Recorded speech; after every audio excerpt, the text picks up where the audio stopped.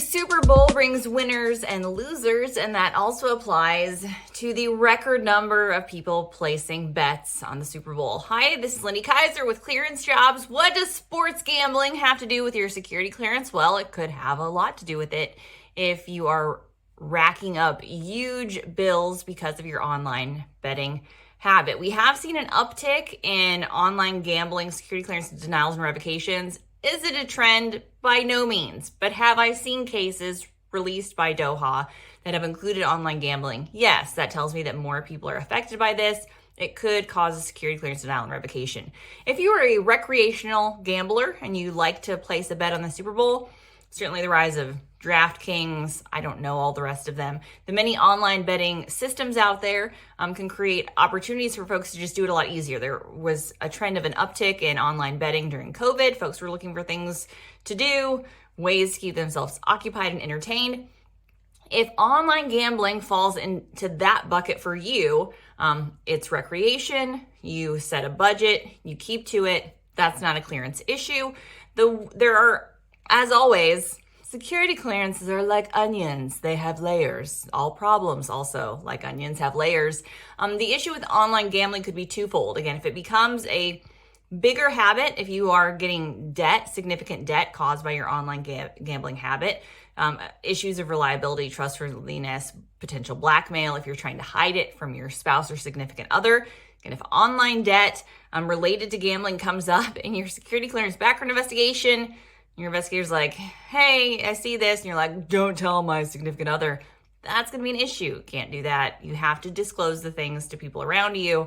The other issue where it could come in is if you are making a bunch of money on this, some people who are really good at it, but then you're not paying your taxes on it or reporting it properly.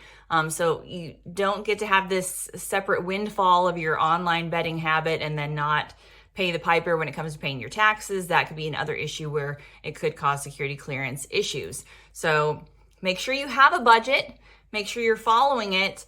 And if you have a gambling problem or addiction, get help. This is the mantra that you will see me press on again and again in these video updates or anything. If you're coming to this video because you have an online gambling addiction and you're wondering how that can affect your security clearance, getting help is literally the proactive mitigating step that you need to take in order for it not to become an issue.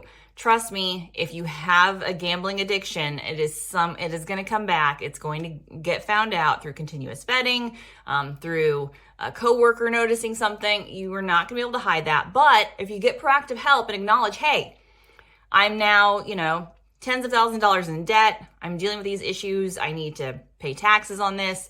I realize this is a problem, I'm getting help.